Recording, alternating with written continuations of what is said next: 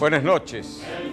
Ayer 12 de octubre se ha conmemorado un nuevo aniversario de lo que antes se llamaba Descubrimiento de América, ahora Día de la Diversidad, Encuentro de Culturas, en fin, otros nombres que también aluden al mismo episodio. Cuando éramos chicos lo celebrábamos todos, era una efeméride importante.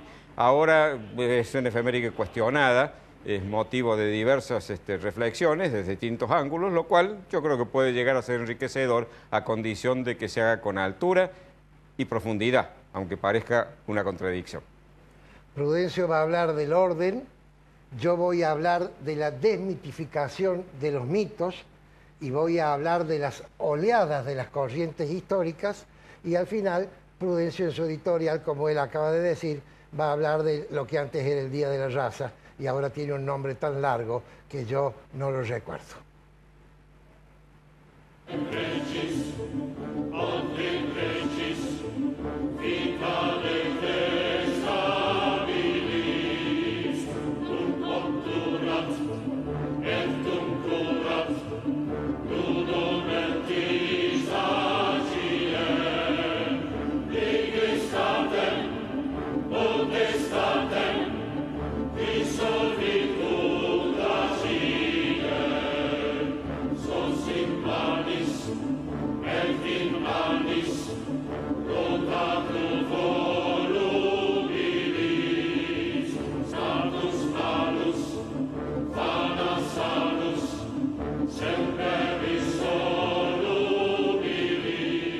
En un programa anterior, yo hablé que las tres corrientes de opinión compatibles con la democracia republicana eran el liberalismo, la socialdemocracia y el conservadorismo. Y expliqué que, a mi juicio, la diferencia entre las tres está en el orden en que se ponen los tres valores fundamentales de la convivencia republicana. Es decir, la libertad, la ponemos los liberales adelante, la igualdad lo ponen los socialdemócratas en primer lugar y el orden que es prioritario para los conservadores. De todas maneras, si los tres son razonables, defienden a todos. El orden de la prioridad no implica excluir a los otros dos. Ahora yo me voy a referir al orden. El orden es, desde el punto de vista ético, el menos importante de esos tres valores. No podemos comparar el valor ético del orden con el de la libertad o el de la igualdad.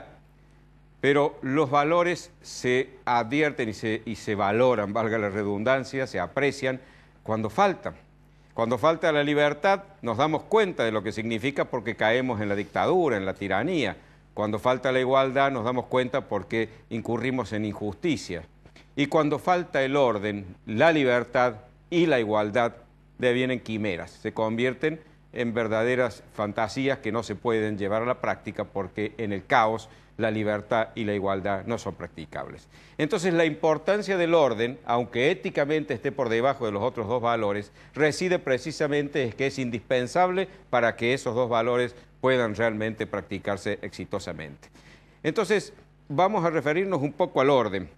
El orden puede tener dos variantes, es decir, puede existir el orden de la sumisión, que es el orden de las dictaduras, de las tiranías, donde todo está ordenadísimo. Es decir, bajo un gobierno absolutamente policíaco y represor, quien viola cualquier ley es castigado de manera muy severa. Es decir, ha habido orden en la Alemania de Hitler, en la Rusia de Stalin, hay hoy en la Cuba de los Castro, y en todas las dictaduras latinoamericanas ha habido orden, eso es evidente, pero es el orden de la sumisión. Y lo que quiero defender en este momento es otro orden, el orden de la armonía, el orden de la convivencia respetuosa, el orden del respeto y la vigencia de la ley y el ejercicio de los derechos de todos los ciudadanos. Ese orden es el orden indispensable en las democracias republicanas. Ahora bien, ese orden se basa entonces en el cumplimiento de la ley. La ley es el límite de nuestros derechos. La ley es la que dice hasta dónde llega mi derecho porque empieza el derecho de otro o de todos los otros. Entonces, en el cumplimiento de la ley está el orden. Y los gobernantes, cuando asumen su cargo, lo he dicho ya otra vez, lo único que juran y se comprometen a realizar no es ni obras, ni buena administración, ni nada de eso, que es buena hora que lo hagan. Se comprometen a observar y hacer observar en cuanto de ellos dependa las leyes, la Constitución, etcétera. Es decir, hacer cumplir la ley, preservar el orden, garantizar a los ciudadanos el ejercicio de sus derechos. Entonces, este valor aparentemente menos importante desde el punto de vista ético pasa a ser decisivo en la vida comunitaria si queremos realmente vivir en forma respetuosa, armónica y pacífica. Lo que hay que tener presente es que desde hace muchos años en la Argentina los gobiernos no cumplen en general esa obligación. Ese juramento que hacen los gobernadores, intendentes, presidentes, no es cumplido en la mayor parte de los casos, porque lo toman no como una obligación y un compromiso, sino como una facultad. Y al tomarlo como una facultad, se convierten casi en dictadores, porque aplicar la ley cuando le parece bien y no aplicarla y permitir que sea violada cuando quiere, no es propio de un gobernante republicano. Y se usa por parte de los gobiernos populistas como un instrumento para apretar a los adversarios, aplicándole la ley con todo rigor. Al que dice algo que no les gusta le mandan el AFIP o cualquier otra cosa que implique el cumplimiento de la ley, que deberían aplicarles a todos, y a los que son amigos o a los que quieren comprar o al cliente electoral que tienen agarrado porque los mantienen en la pobreza para que dependa de ellos, le permiten violar la ley. Dejar que el pobre pueda superar la situación de pobreza dándole un cheque en blanco para que viole la ley, es el peor daño que se le puede hacer a él y a la sociedad.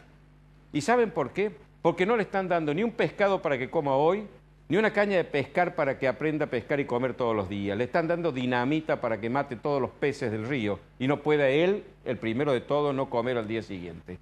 Porque donde no está la ley, viene el caos. Y donde hay caos, no hay progreso, no hay trabajo, no hay prosperidad.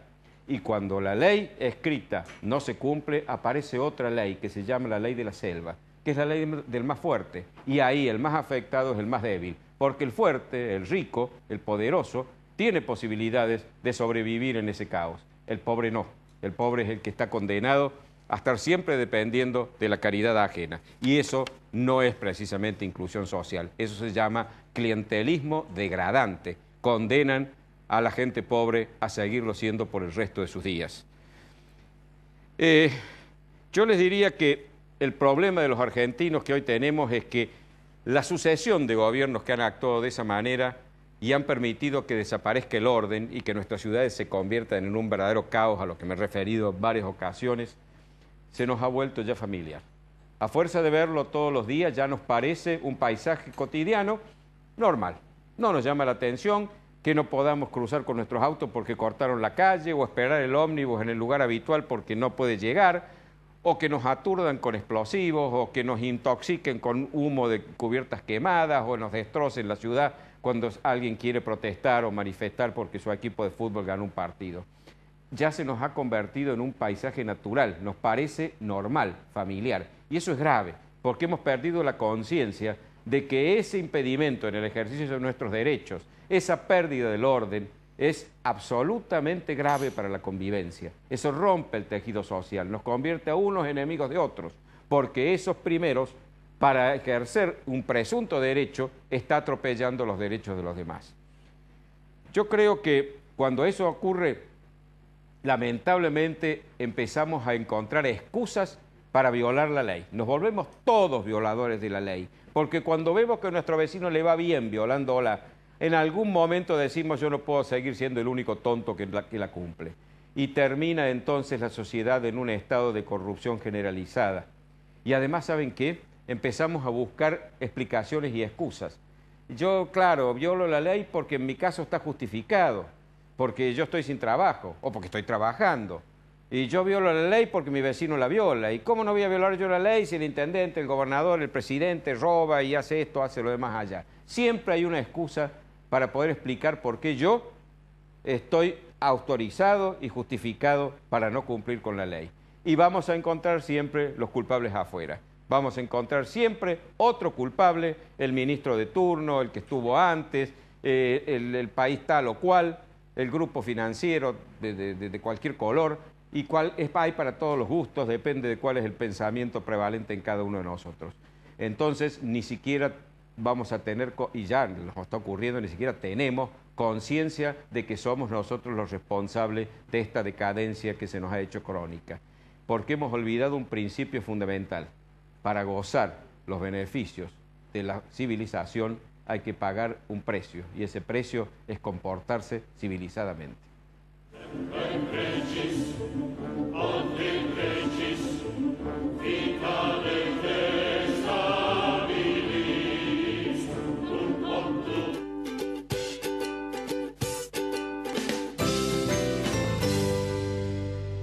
Morecia Allende, Ibáñez Padilla, Administración de Propiedades y Consorcios, Claridad y Confiabilidad. Morecia Allende, Ibáñez Padilla.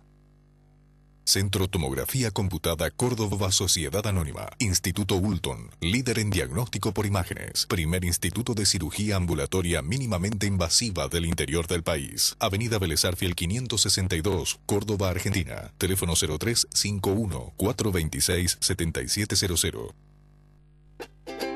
Ahora comprar tu auto es una experiencia única. Llegó AutoCity, un nuevo espacio con 0 kilómetros, usados, pista de prueba y área de servicios. AutoCity, los autos evolucionan. El lugar donde encontrarlos también. Maluf y Asociados, Desarrollos Inmobiliarios Integrales, 40 años, desarrollando emprendimientos de calidad. Obispo Salguero 775, Planta Baja, Nueva Córdoba. Teléfono 0351 460 2381.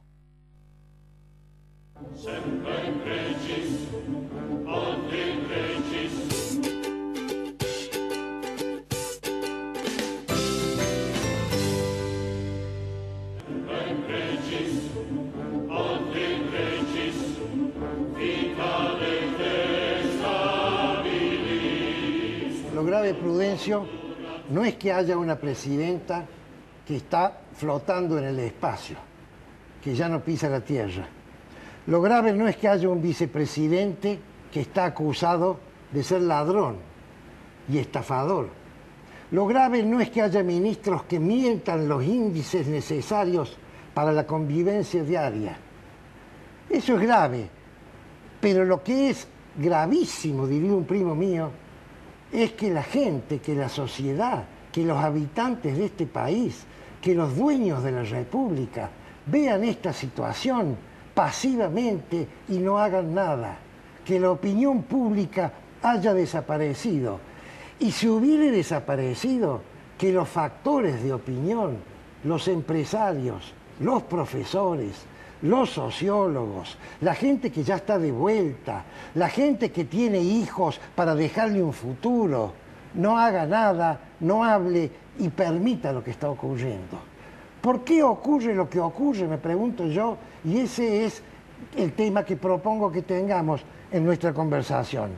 ¿Por qué la gente ha llegado a esa situación? Y yo encuentro dos razones. Una, la última, es el populismo, y la anterior es lo que yo llamo el nacionalismo conservador, perdón. Me gustaría empezar a discutir el populismo, que es la que la gente está más acostumbrada, para después pasar a la otra razón. ¿Cómo no? ¿Qué es el populismo? ¿Cómo surge el populismo? ¿Bondades y defectos del populismo? ¿Por qué el populismo tiene tanto éxito para ser implantado, en tu opinión? Lo que pasa es que el populismo aparece junto con la democracia republicana. Antes, en las monarquías, no hacía falta ser populista, porque populismo es sinónimo de demagogia.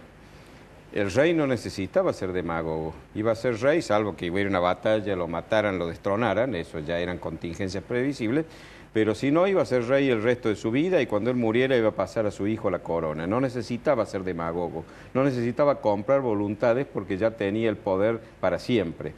Entonces, cuando hicimos desaparecer la monarquía y creamos porque como parte de la humanidad me siento también protagonista de eso. Por cierto. Creamos la república, los hombres que quisieron perpetuarse en el poder como verdaderos monarcas encontraban el escollo de tener que someterse a una consulta electoral que los convalidara. Entonces ahí empezaron las violaciones a las constituciones que ponían límites y los sobornos al elector. Ahí nace el populismo. Y el populismo lamentablemente arraiga porque es mucho más atractivo que a un elector le digan, bueno, tenés que esforzarte en trabajar y forjar tu porvenir. Yo te voy a dar porque le voy a sacar al otro. Entonces, al que le da, lo convierte en un inútil porque no trabaja y no produce, no sirve a la sociedad. Y al que le quita, también, porque lo desalienta a seguir produciendo, porque producir para que se lo lleve otro no es negocio ni es agradable para nadie. Sí, yo pongo en mi libro el ejemplo de la persona que llega al hospital con la pierna con una terrible lastimadura, ¿cierto? Y el médico de guardia dice hay que amputar esta pierna. Ya pide otra opinión al médico familiar y le dice yo te la voy a curar y te la voy a limpiar. Conclusión, elige el médico familiar y se muere de gangrena. Claro, pero es más atractiva la propuesta. La propuesta de un gobernante republicano que no es demagogo es en momentos difíciles incluso esfuerzo, trabajo, privaciones. Y cuando hay posibilidades de progresar, es garantizarle a todos que con su trabajo y su esfuerzo van a tener el resultado esperado. Eso es realmente un buen gobierno. ¿Tiene algo que ver la cultura sajona y la cultura latina? Porque cuando vos has dicho eso, he recordado las 3 palabras que prometió Churchill: sangre, sudor y lágrimas. Y tuvo la aceptación de todo el pueblo. Me pregunto si un candidato a la presidencia, ahora que viene una elección, prometiera eso, acá en la Argentina, cultura latina, ¿conseguiría la misma adhesión? Sí, sangre, sudor y lágrimas es solo viable en una situación de guerra. Pero, por ejemplo, que dijera, mire, la verdad, vamos a tener que ajustarnos el cinturón. Tendremos que ajustarnos el cinturón lo que todavía tenemos margen, porque los que no tienen margen para ajustarse no se lo pueden seguir ajustando, porque no comen. Entonces vamos a tener que ajustarnos el cinturón en todo lo que no sea estrictamente indispensable, porque al país hay que recuperarlo, está en una grave crisis. Si un candidato dijera eso, yo creo que no tendría muchos votos. Dicen que López Murphy, que estaba muy bien en las encuestas, cuando fue candidato a presidente, dijo eso y se cayó al piso. Claro. El hombre, el ciudadano de un país populista se termina convirtiendo él mismo en populista y al final quiere eso, quiere el Estado benefactor, el Estado dadivoso, el Estado que le regala sin que haga ningún esfuerzo por ganarse. Sí, lo explicaste bien el otro día. Ahora, eso es muy fácil de entender a nivel población, ¿cierto? Ahora vamos a nivel factores de opinión, porque esta situación ya hemos tropezado varias veces con la misma piedra. Entonces, hay un estamento en la sociedad que debería haber aprendido. Fundamentalmente la gente que arriesga sus dineros en este país, los empresarios. Los empresarios, algunos, no todos, pero muchos, eligen el pacto con el gobernador populista para conseguir la prebenda que le va a durar 3 años con el contrato preferencial, ignorando o no queriendo ver que cada 10 años acá hay una constante fatídica, que viene una eclosión económica que deja a la mitad del empresariado panza arriba, para no decir otra palabra.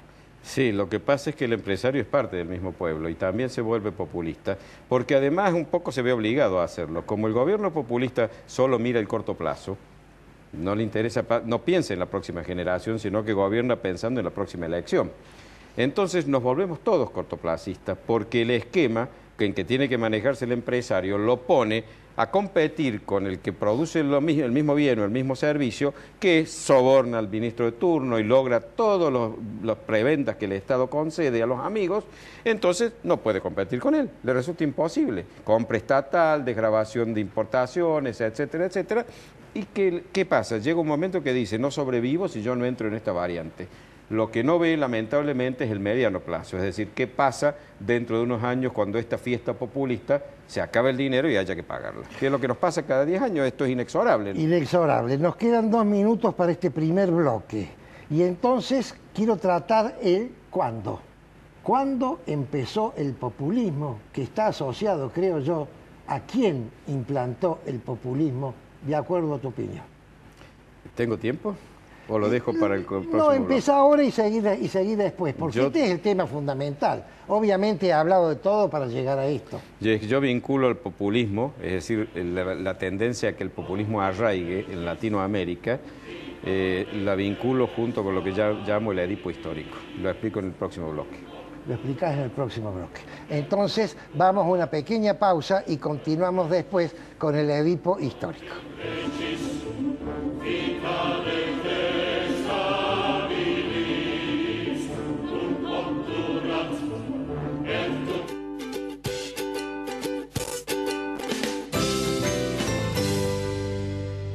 Moresi Allende, Ibáñez Padilla, Administración de Propiedades y Consorcios, Claridad y Confiabilidad. Moresi Allende, Ibáñez Padilla. Maluf y Asociados, Desarrollos Inmobiliarios Integrales. 40 años desarrollando emprendimientos de calidad. Obispo Salguero 775, Planta Baja, Nueva Córdoba. Teléfono 0351 460 2381. Centro Tomografía Computada Córdoba Sociedad Anónima. Instituto Ulton, líder en diagnóstico por imágenes. Primer instituto de cirugía ambulatoria mínimamente invasiva del interior del país. Avenida Vélez Arfiel 562, Córdoba, Argentina. Teléfono 0351 426 7700. Ahora comprar tu auto es una experiencia única. Llegó AutoCity, un nuevo espacio con 0 kilómetros, usados, pista de prueba y área de servicios. AutoCity, los autos evolucionan. El lugar donde encontrarlos también.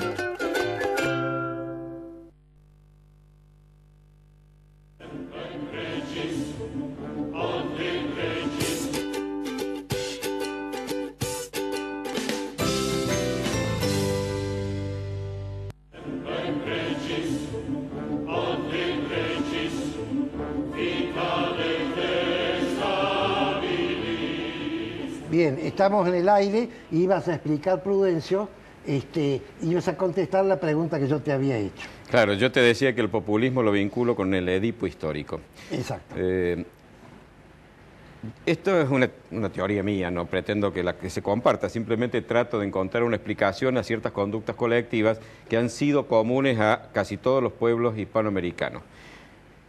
Yo comparo la evolución de los pueblos con la evolución de un individuo. Cuando un individuo, desde su nacimiento, desde su tierna edad, no tiene padre, porque el padre murió, porque está ausente por 1000 razones, no cumplió ese rol que se espera que cumpla un padre de modelo, de guía, para que el chico vaya creciendo y desarrollándose, tiene dos opciones cuando llega a la edad adulta. O se pasa el resto de su vida buscando el padre que no tuvo, y siempre va a depender de alguien, o de lo contrario, aprende a valerse por sí mismo y supera ese escollo. Crece.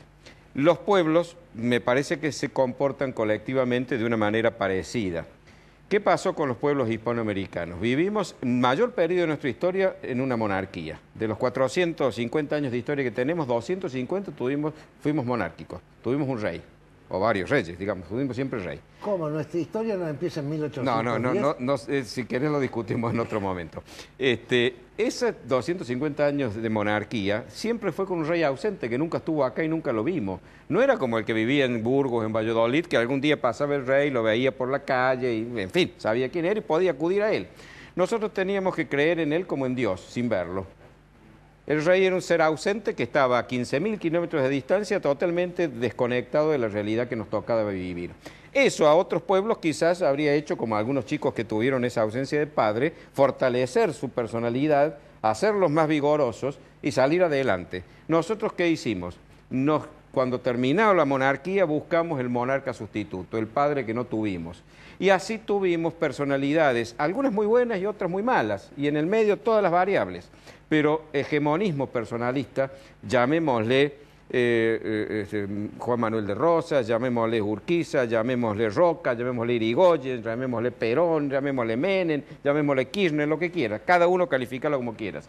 Entonces, cuando estuvimos cada 4 años o cada 6 años eligiendo un príncipe al que le dábamos la suma del poder público para que hiciera por nosotros lo que nosotros no estábamos dispuestos a hacer, ya nos convertimos en populistas. Entonces el populismo no nació un día con una persona. Algunos lo acentuaron y lo impulsaron más, pero el populismo es parte, a mi juicio, de un largo proceso del que los argentinos no queremos y no sabemos salir. La vez pasada, aquel chileno, ¿te acuerdas? Que sí, entrevistamos, nos decía, estas crisis hacen que los países aprendan. Pues los chilenos aprendieron, los uruguayos aprendieron, los peruanos aprendieron, los colombianos aprendieron, los brasileros aprendimos, y nosotros, como Einstein, que decía que la locura era tropezar, mejor dicho, repetir siempre la misma acción, esperando resultados distintos, parece que somos víctimas de una locura colectiva. Muy interesante tu explicación, pero en mi modesta opinión adolece de dos problemas. El primero es que dentro de esos ejemplos que vos diste, desde que se desapareció Rosas hasta que cayó Irigoyen, todas esas personalidades fuertes acataron la ley y bajo ningún concepto pretendieron la dádiva para quedarse en el gobierno y sustituir a una constitución que acataron a rajatabla. Y la otra, el otro inconveniente que le veo a tu teoría es que no hay asignación de responsabilidades, Prudencio.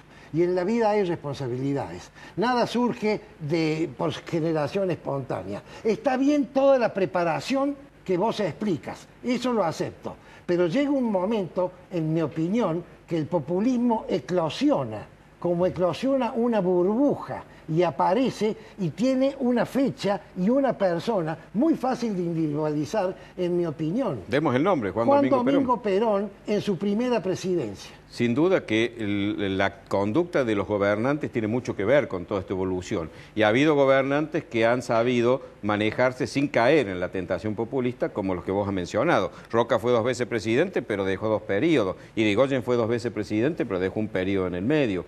Es decir, cumplieron, respetaron. Pero Perón no. Perón fue el primero que hizo modificar la Constitución a su conveniencia para perpetuarse por siempre. No fue así, pero lo logró modificarla, y evidentemente Perón, en el reparto de culpas, a mi ver, es uno de los gobernantes que más ha hecho para que el populismo arraigue. Es decir, paradójicamente Perón, que pareciera ser que fue el gobernante que más hizo para que las clases bajas tuvieran mayores beneficios, con las mejoras sociales, que las hizo muy buenas. Vos dirás que vienen de antes, que vienen y la idea era radical y era conservador. Puede ser, pero lo aplicó él. Después de eso, con el populismo, destrozó, pulverizó la cultura del trabajo que traían los inmigrantes de una Europa centenaria o milenaria, la pulverizó y generó una fractura, un odio entre el empleado y el empleador que distorsionó la relación del trabajo. Claro, es que eso es una de las claves del populismo. El populismo necesita 4 cosas. Necesita, primero, un pueblo con un bajo nivel de educación. Simulan mejorar la educación, pero la convierten en adoctrinamiento y en la peor posible para tener un pueblo embrutecido que pueda ser manejado. Segundo, un pueblo con un alto nivel de pobreza. Simulan beneficiar a los pobres, pero los aman tanto que los multiplican, porque mientras más pobres haya que necesitan de ellos, más clientes electorales a favor. Tercero, un pueblo corrupto. Lo corrompen al empresario que tiene que sobornar, lo corrompen al individuo que tiene que hacer lo que le pidan para que le den la dádiva que le hace falta para comer y darle a comer a sus hijos, porque un pueblo corrupto disimula la corrupción del que está arriba. Y cuarto, necesita un pueblo dividido, con enemigos internos y externos, patriotas y vendepatrias, patriotas los que están con él, antipatria los que están, o antipueblo los que están con el otro. Es típico el populismo. El tema de los fondos buitres es una mera coincidencia, entonces. ¿En qué sentido? No. Que ha buscado esta señora un enemigo. Ah, claro. Se llama Griesa ahora. Ayer se llamaba, no sé, ¿Cómo Braden. se sale del populismo, Prudencio, cuando uno le está hablando a personas que están beneficiándose por las prebendas del Estado, y cuando votan tienen que votar por su beneficio y no por un mejoramiento de una sociedad que va a llegar más tarde? Hay 2 caminos para salir del populismo. El camino más fácil es tener un gobernante que rompa con el populismo y tenga conductas republicanas y nos muestre cómo con esas conductas el país realmente prospera, sin necesidad de la dádiva. Eso es muy difícil porque el individuo que llega al gobierno con poder, le resulta funcional a esa apetencia el sistema populista. Y entonces no lo rompe. Salvo que sea enteramente honesto. Sí, sí, eso es cuestión de suerte, nos ¿Y la toca otra? justo. ¿La Y la otra? otra es un pueblo que cobra conciencia de que las cosas así no funcionan, aprende de que cada 10 años está llegando a una crisis, que las fiestas populistas son muy divertidas, pero hay que pagarlas y cuando llegue el momento de pagarlos, entonces el bolsillo queda vacío y vienen las tragedias y los llantos. Si aprendemos eso, cosa que como dices vos también es difícil, porque el que recibe la dádiva no quiere renunciar a ella, entonces sí podríamos entre todos, o las mayorías por lo menos, a través de nuestro voto, obligar a los gobernantes a que se conduzcan de otra manera. Ojalá así sea, y ahí está la responsabilidad entonces de los formadores de opinión. Pero se nos acabó el tiempo, debatiremos el problema del conservadorismo nacionalista en otra conversación. ¿Cómo no?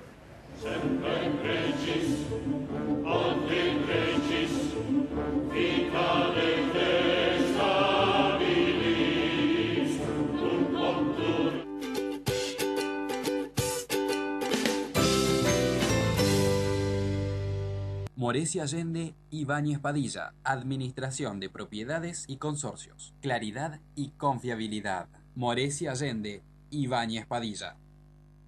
Centro Tomografía Computada Córdoba Sociedad Anónima. Instituto Ulton, líder en diagnóstico por imágenes. Primer instituto de cirugía ambulatoria mínimamente invasiva del interior del país. Avenida Vélez Arfiel 562, Córdoba, Argentina. Teléfono 0351-426-7700. Ahora comprar tu auto es una experiencia única. Llegó AutoCity, un nuevo espacio con 0 kilómetros, usados, pista de prueba y área de servicios. AutoCity, los autos evolucionan. El lugar donde encontrarlos también. Maluf y Asociados, Desarrollos Inmobiliarios Integrales. 40 años desarrollando emprendimientos de calidad. Obispo Salguero 775, Planta Baja, Nueva Córdoba. Teléfono 0351 460 2381.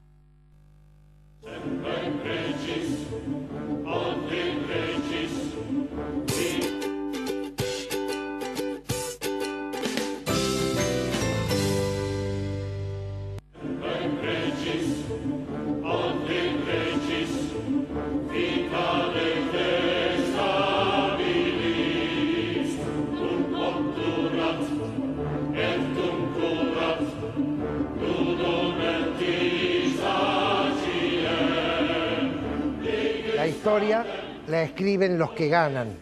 Y en la Argentina, la lucha de la Organización Nacional la ganó Mitre. Por lo tanto, Mitre escribió la historia. Y al lado de Mitre, después vino Vicente Fidel López. Esos historiadores eran honestos, eran profesionales, escribían lo que les daban las pruebas que ellos conseguían o los testigos que les relataban a ellos, que es lo que hace un verdadero historiador.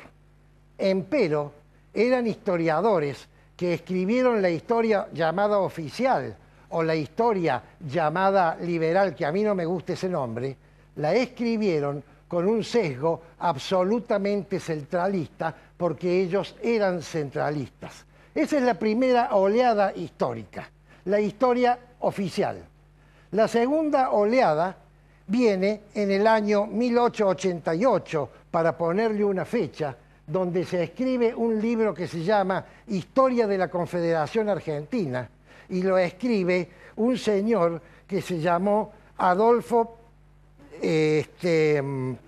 Saldías, me dicta acá Prudencio, efectivamente, y inicia la segunda oleada, que es el revisionismo histórico, que se divide en dos etapas.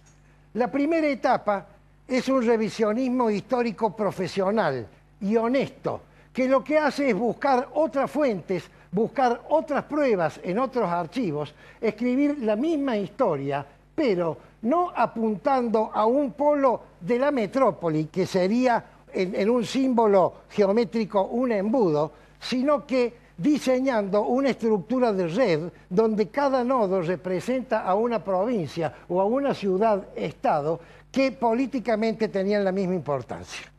Esa estructura que hace que los caudillos provinciales tomen la importancia que realmente tuvieron, explica por qué todas las luchas que hubo en la Argentina hasta esa época fueron luchas que se hicieron únicamente para evitar una preponderancia del poder central de la metrópoli.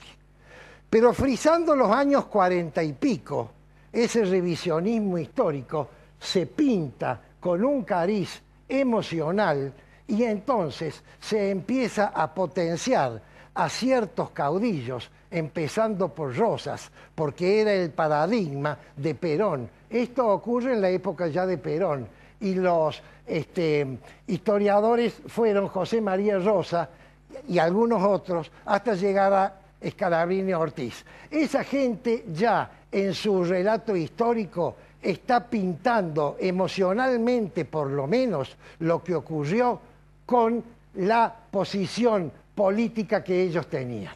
Y entonces la historia ya deja de ser objetiva, que antes tampoco lo era, pero deja de ser quizás tan profesional como yo creo que lo puede haber sido Mitre, que recibió toda la información del archivo de San Martín, que se la mandó su nieta, la segunda nieta de San Martín, vivió hasta los 90 y pico de años, e incluso fue condecorada por su actuación en la Primera Guerra Mundial, en Francia. Ella creó un hospital.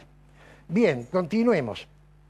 Esto entonces es la segunda oleada, el revisionismo, con sus dos etapas. La primera etapa, el revisionismo profesional, y la segunda etapa, el revisionismo ya emocional, donde la figura de Rosas y el caudillo se sublima, y eso le da pie a Perón para hacer entonces, para preparar su figura populista, teniendo en cuenta que el populista tiene que ser paternalista y tiene que dar dádiva, como explicó Prudencio, porque si no, no tiene adherentes.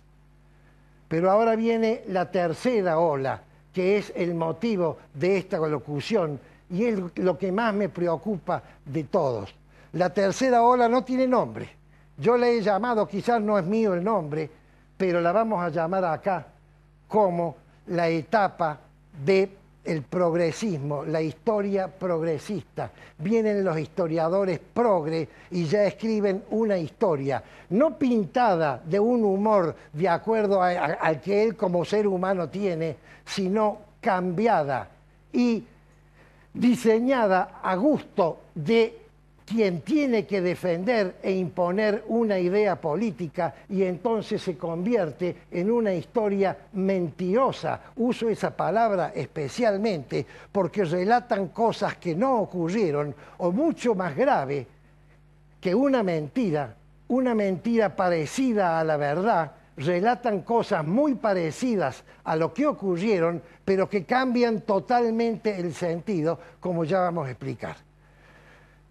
Voy a dar dos nombres, Piña y el otro nombre es Horacio Berbisky. Lamentablemente, dos individuos que como historiadores y que como comunicadores son extraordinarios, exitosísimos. Han tenido un éxito muy grande en sus libros y en sus programas televisivos y han apasionado a la juventud con el relato. Y ese relato está lleno de mitos en donde se miente, en algunos casos en defecto y otros casos en exceso. Yo voy a tratar en programas venideros de ir hablando de estos mitos y de desmitificar mitos, como el Matamoros corría en su caballo con su espada matando a los moros. Yo voy a intentar, en la medida de mis posibilidades, de desmitificar los mitos, cosa que Prudencio ya empezó la semana pasada con Julio Argentino Roca.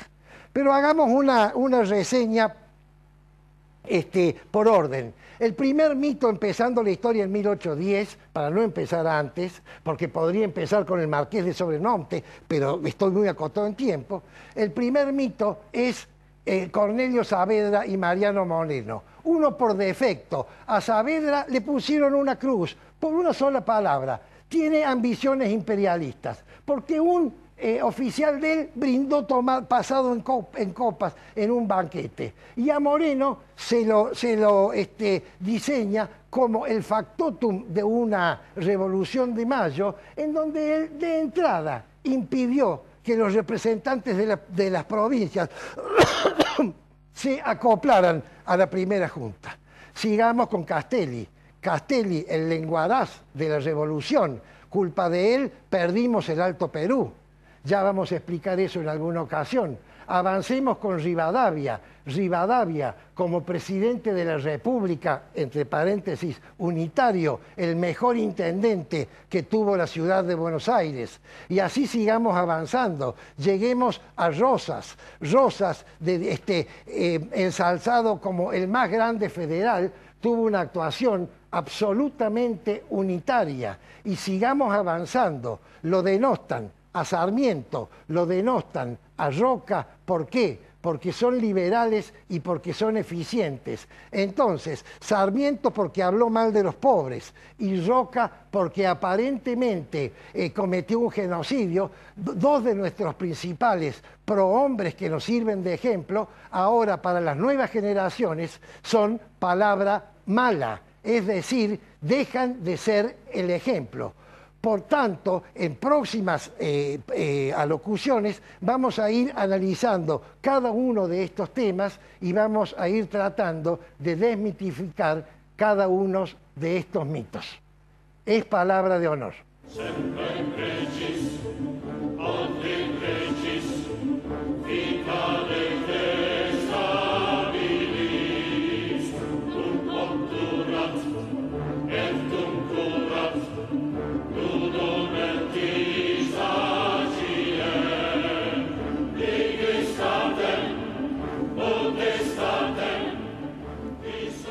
Como dije al principio, ayer 12 de octubre se cumplieron 522 años de uno de los acontecimientos históricos que cambió a la humanidad. La llegada de Cristóbal Colón, enviado por la corona española, a América. Es lo que se conoció durante mucho tiempo como el descubrimiento de América desde una óptica europea, obviamente. Los que vivían acá ya se habían descubierto a sí mismos, eso es obvio. Bueno, esta fecha que ha sido y sigue siendo celebrada en todo el continente, incluso en la América, en la Angloamérica, en la América del Norte. Columbus Day se celebra en los Estados Unidos como una de las fechas más importantes. Ha sido en los últimos años motivo de grandes controversias porque se ha desarrollado una corriente indigenista que reniega de este episodio diciendo que esto inició una especie de genocidio, una matanza de indios, una explotación, que fue la imposición de culturas que no les pertenecían. La historia de la humanidad, lamentablemente, es una historia de conquistas. No es que esté bien, hoy no las aceptamos. Hoy no es válido como título legítimo la conquista por la fuerza, pero estamos hablando de hace más de 5 siglos. Y en el siglo XX hemos visto cómo la fuerza y la violencia era usada también para conquistar. Podemos rajarnos las vestiduras, porque a la par de eso hubo también una serie de hechos positivos, como el hecho, por ejemplo, de que las culturas aborígenes, los pueblos originarios, como se llama ahora, que es lo mismo que aborigen, accedieran a una serie de beneficios de una civilización que ellos no conocían y a la cual no habían llegado.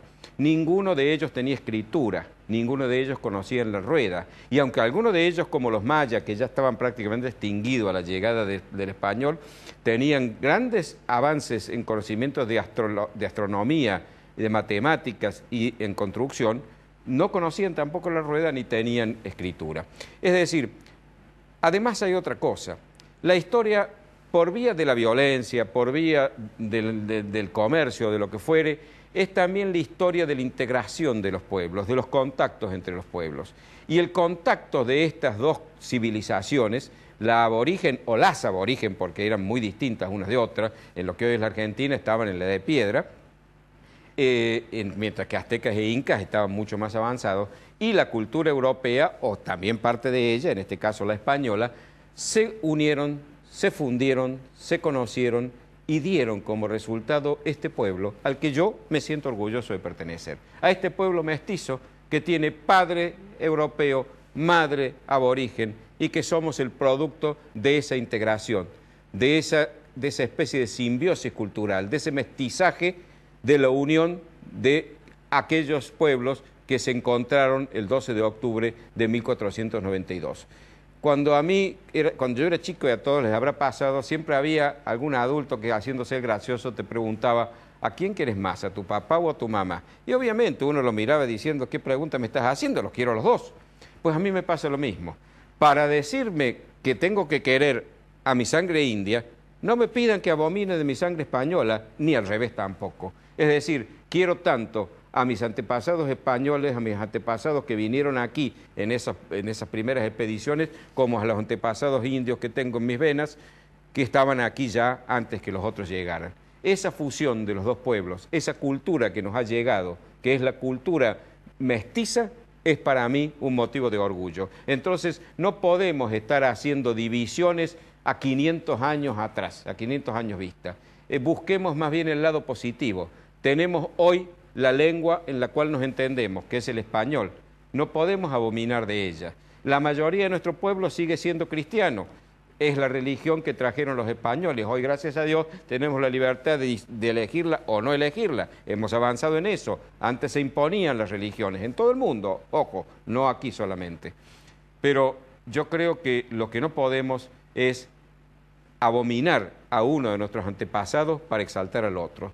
Hubo momentos en que se enfrentaron, hubo momentos en que hubo explotación y hubo crímenes de los dos lados. Pero hubo también momentos en donde se entendieron, donde surgió el amor y de ese amor surgieron hijos que eran la mezcla de esas dos razas. Hipólito Yrigoyen, en 1917, dictó un decreto estableciendo la celebración del día 12 de octubre como el Día de la Raza. Nombre que hoy razonablemente se mira con alguna reserva, porque el concepto de raza, después de la Segunda Guerra Mundial y del horror del nazismo, ha cobrado connotaciones que antes no tenía. En buena hora, no llamemos el Día de la Raza, llamémosle el Día del Encuentro de las dos culturas, el Día de la confluencia de estos dos elementos de los cuales surgimos como pueblo.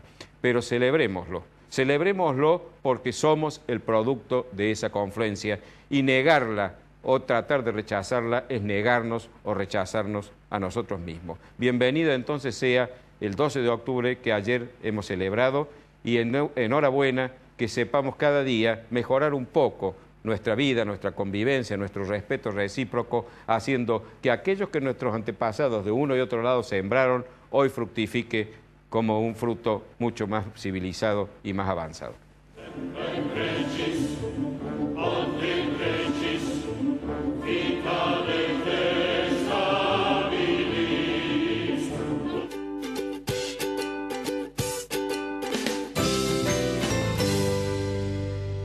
Moresi Allende, Ibáñez Padilla, Administración de Propiedades y Consorcios. Claridad y confiabilidad. Moresi Allende, Ibáñez Padilla. Maluf y Asociados, Desarrollos Inmobiliarios Integrales. 40 años desarrollando emprendimientos de calidad. Obispo Salguero 775, Planta Baja, Nueva Córdoba. Teléfono 0351 460 2381.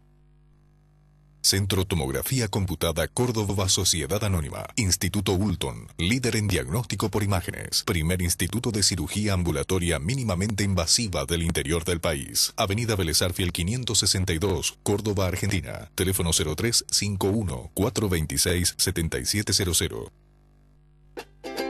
Ahora comprar tu auto es una experiencia única. Llegó AutoCity, un nuevo espacio con 0 kilómetros, usados, pista de prueba y área de servicios. AutoCity, los autos evolucionan. El lugar donde encontrarlos también.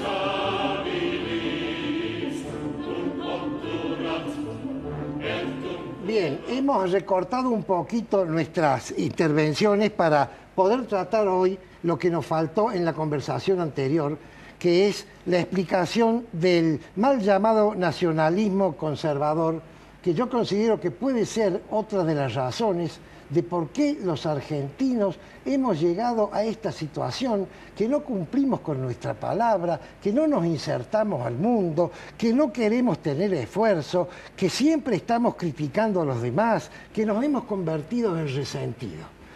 Esta explicación, que no es mía, yo la escuché en una conferencia que he olvidado el conferencista, diría lo siguiente: la República Argentina, en la época del Imperio Británico, era la única, no digamos colonia, pero sí, digamos, sociedad allende los mares, vinculada a Inglaterra, que no era sajona. Y tenía un comercio de trigo y de carne con Inglaterra. Terminadas ambas guerras, el Imperio Británico pierde su hegemonía mundial y es sustituido por la República de los Estados Unidos de Norteamérica. Pero los americanos, los norteamericanos, ya no eran demandantes de nuestros productos como los ingleses. Los norteamericanos eran competidores nuestros en trigo, en carne y en otros temas. De manera tal que surgió en este mal llamado nacionalismo, porque el nacionalismo es un buen valor, el amor a la patria es algo muy bueno, surgió una intención de competencia con la gran nación del norte, que obviamente no podíamos competir por razones de tamaño, y perdimos asociarnos, como se asoció Canadá, o como se asoció Australia, o como se asoció Nueva Zelanda, y entonces tener un beneficio compartido. Y ese choque que tuvimos en casi todas las votaciones, en los foros internacionales que votábamos en contra, generó un resentimiento o el inicio del resentimiento con los Estados Unidos. No sé si te gusta esta explicación, ¿qué podés opinar? Sí, es válida, creo que la explicación que has dado es válida, pero quizás no sea la única. Ha habido otros elementos. Nuestra conducta en la Segunda Guerra Mundial no solo fue errática, sino que diría que hasta vergonzosa. Estuvimos coqueteando con Alemania hasta que vimos que Alemania estaba prácticamente derrotada y fuimos uno de los primeros en declarar la guerra a una Alemania que ya la había perdido. Yo creo que eso hizo que perdiéramos el respeto de las naciones más importantes. Pero también yo creo que hubo una culpa en los gobiernos anteriores, en esos gobiernos que hicieron la prosperidad de la Argentina, construyeron la República, la hicieron desarrollar, le hicieron producir. Yo creo que no se dio el proceso de industrialización que debía haber acompañado a aquel crecimiento basado en la economía primaria de productos agrícolas y ganaderos. Yo creo que ahí nos faltó eso, que Estados Unidos supo hacerlo. Entonces, cuando llegó el momento de que se dio aquello que se llamaba la sustitución de importaciones, porque los productos primarios perdían valor al lado de los productos elaborados, los productos industriales, entonces nosotros nos encontramos en una situación realmente, con todo, además sumando lo que vos has contado, en una situación desfavorable. No supimos desarrollar un proceso industrial que incluso nos permitiera a los productos primarios agregarle valor y venderlos en condiciones mucho mejores. Bueno, ¿no hubo una excepción que fue el general Justo, cuando trajo todas las empresas norteamericanas que generaron el cono urbano bonaerense?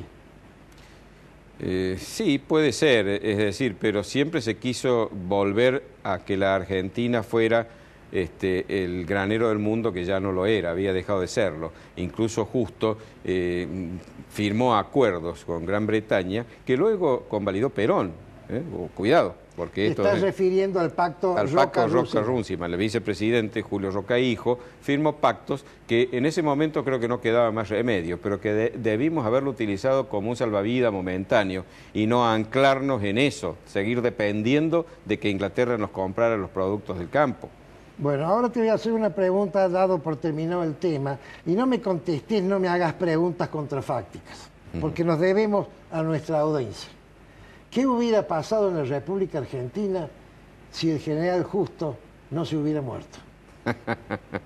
Vos dices que no se hubiera producido la revolución de 1943. Yo digo eso.